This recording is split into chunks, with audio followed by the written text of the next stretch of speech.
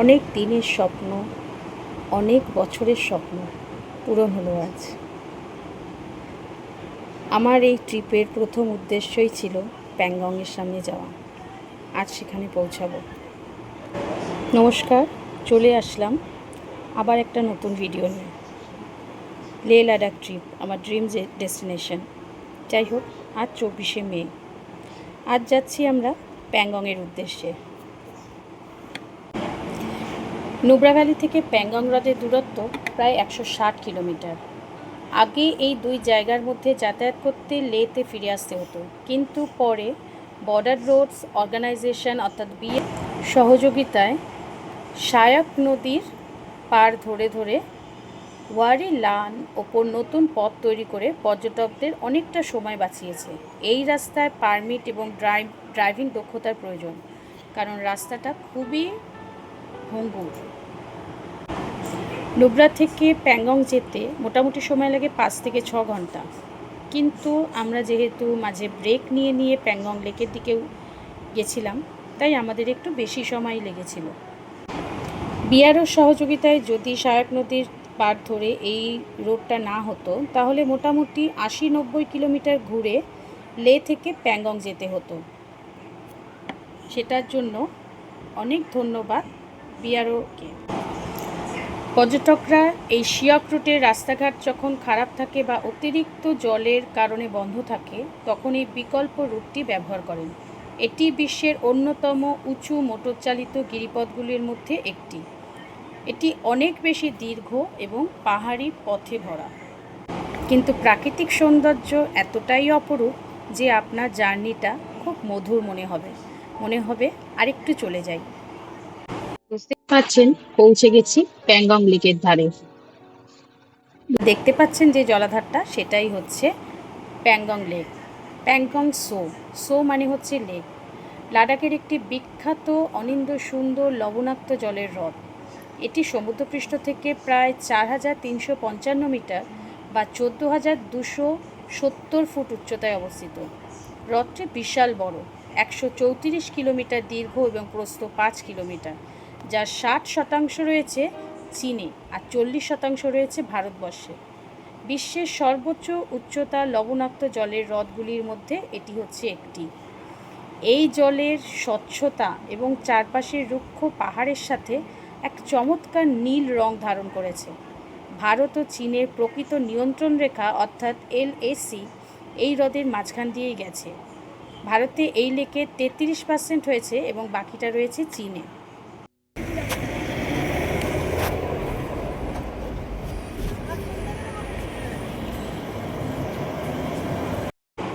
আপনারা হয়তো অনেকেই জানেন না, ভারত চীন সীমান্তে অবস্থিত এই প্যাংগং লেকের মূলত উৎপত্তি ভূতাত্ত্বিক পরিবর্তন ও টেকটনিক প্লেটের সংঘর্ষণের ফল।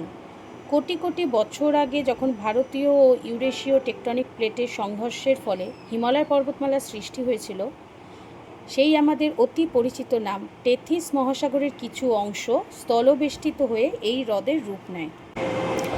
বিজ্ঞানীদের মতে প্যাংগং লেক প্রাগৈতিহাসিককালে সিন্ধু নদী অববাহিকার সাথে যুক্ত ছিল এবং তখন এটি মিষ্টি জলের হ্রদ ছিল, কিন্তু ভূ আন্দোলনের ফলে এটি নদী থেকে বিচ্ছিন্ন হয়ে স্থলবেষ্টিত হ্রদে পরিণত হয়েছে। যেহেতু কোনো নির্গমন পথ ছিল না, তাই বছরের পর বছর জল এখানে বাষ্পীভূত হয়ে খনিজ ও লবণের পরিমাণ বৃদ্ধি পায়, যার ফলে এটি বিশ্বের অন্যতম উচ্চতম লবণাক্ত জলের হ্রদে পরিণত হয়েছে। প্যাংগং লেকের পাশ ধরে রয়েছে প্রচুর কটেজ। আমাদেরও কটেজটা ছিল একদম প্যাংগং লেকের সামনে।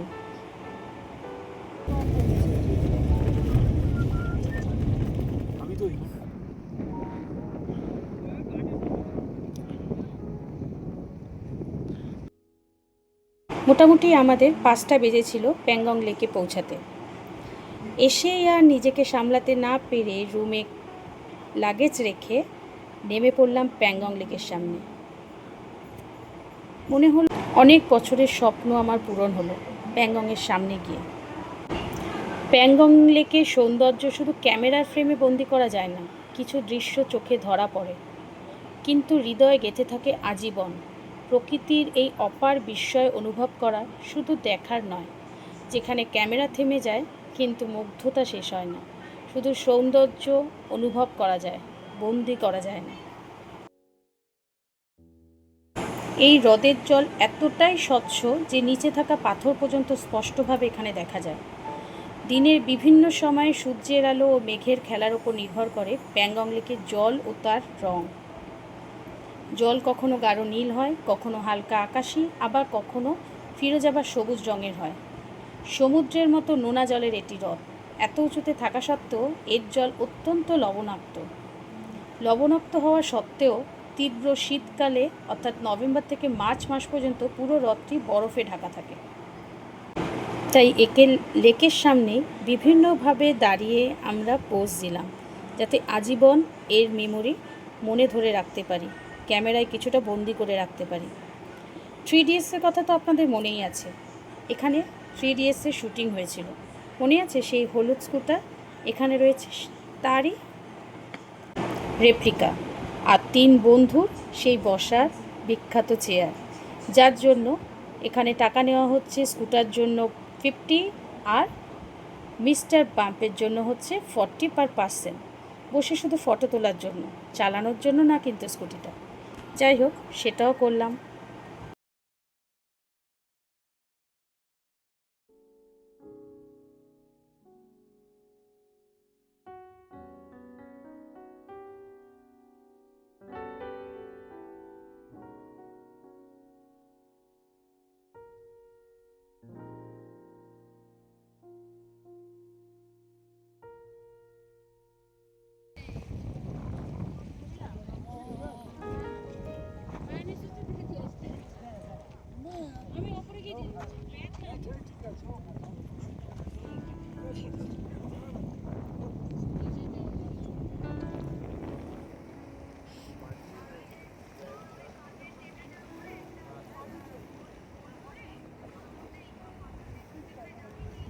বাবু, জুতো ভেজাবি না, জুতো ভেজাবি না।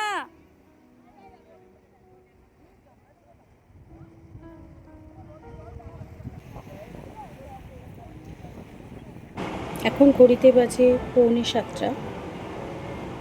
মোটামুটি আমরা 1-1.5 ঘন্টা ছিলাম প্যাংগং লেকের সামনে, কিন্তু এত প্রচণ্ড হাওয়া দিচ্ছে, টেম্পারেচার আস্তে আস্তে ফল করছে, আমাদের ওপরে উঠে যেতে হলো বাধ্য হয়ে।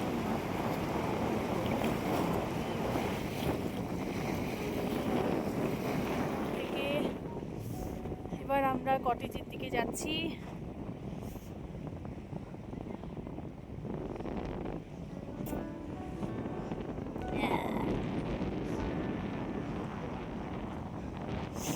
লে লাদাখ আসার অনেক দিন থেকে ইচ্ছা ছিল, আজ সে স্বপ্ন পূরণ হলো।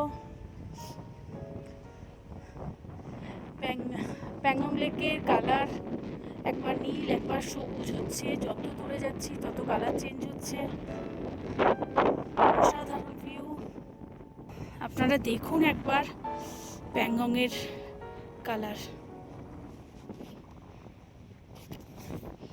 হাই গাইস, আর কি আসবো রে জায়গায়। হ্যাঁ, রাত্রে পুরো কালো জল, এরকম সুন্দর কালার বোঝা যাবে না। কটেজ নাম্বার 6 মা দাঁড়িয়ে আছে।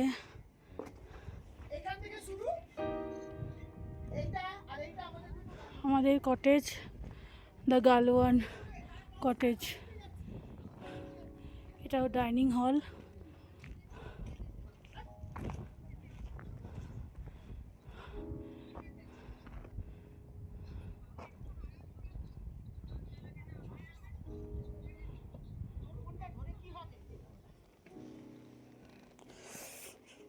Good morning. সকাল উঠে দেখলাম রাতে স্নোফল হয়েছে প্যাংগংয়ে,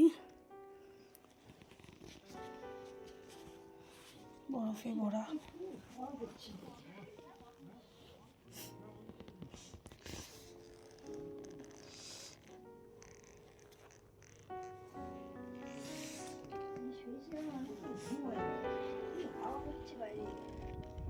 দরজার মধ্যে বরফ জমেছে।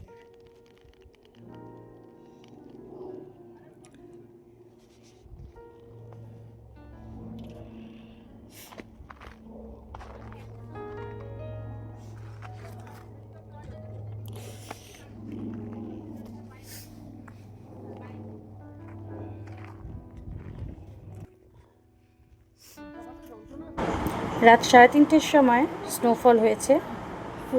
টেম্পারেচার রাত্রে নেমে গেছিল -6-7, এখনও টেম্পারেচার মাইনাসে। প্রচণ্ড ঠান্ডা, কনকনে ঠান্ডা, কিন্তু বাইরের এই অপরূপ দৃশ্য মনে হচ্ছে সাদায় মোড়া পুরো। ভেবেছিলাম সকালে আবার লেকের কাছে যাব, কিন্তু আর যাওয়া হবে না, কারণ প্রচণ্ড স্লিপারি হয়ে আছে।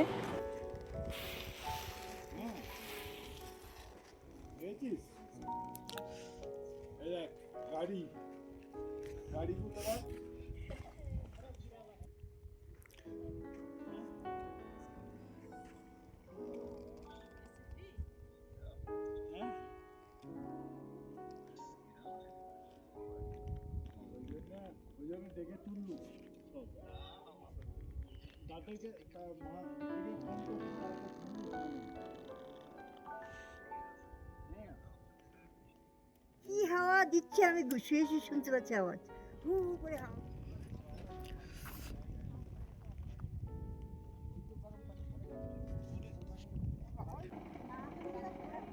এটা আমাদের গাড়ির উপরে বরফের লেয়ারটা কতটা সেটা দেখতে পাচ্ছেন।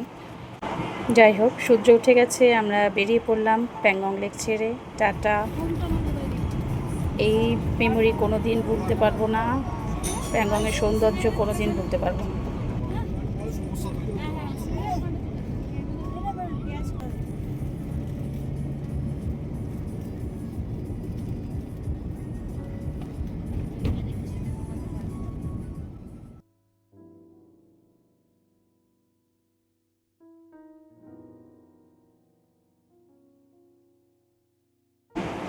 প্যাংগং লেক ভ্রমণের জন্য ভারতীয় নাগরিকদের প্রথাগত ইনলাইন পারমিটের পরিবর্তে এখন অনলাইন এনভায়রনমেন্টাল ফি প্রদান করতে হয়। তবে বিদেশি পর্যটকদের জন্য এখনও হচ্ছে প্যাপ অর্থাৎ প্রোটেক্টেড এরিয়া পারমিট দেওয়া বাধ্যতামূলক। অনলাইনে আপনারা LAHTC লে পারমিট পোর্টাল ওয়েবসাইটে গিয়ে ডোমেস্টিক ট্যুরিস্ট হিসাবে নামটা লিপিবদ্ধ করতে পারেন।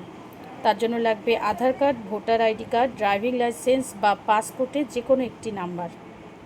দেখতে পাচ্ছেন এর রাস্তা শেষই হচ্ছে না, আর কি অসাধারণ ভিউ! মনে হচ্ছে শিল্পী ছবি এঁকেছে বিভিন্ন রং দিয়ে, অসাধারণ।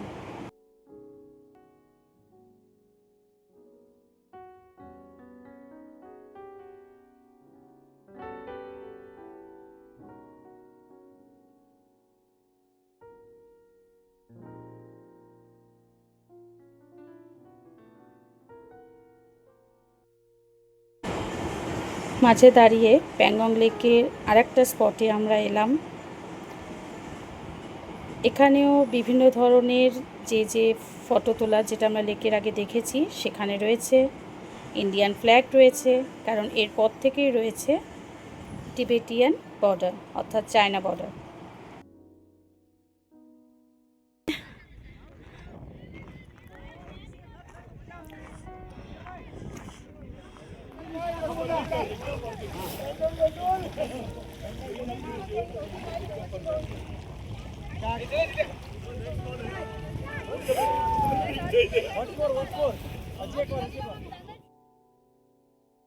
চলে আসবো এর পরের পার্ট নিয়ে। ভালো থাকবেন, আমার সঙ্গে থাকবেন। ভিডিওগুলো ভালো লাগলে অবশ্যই সাবস্ক্রাইব করবেন। টাটা।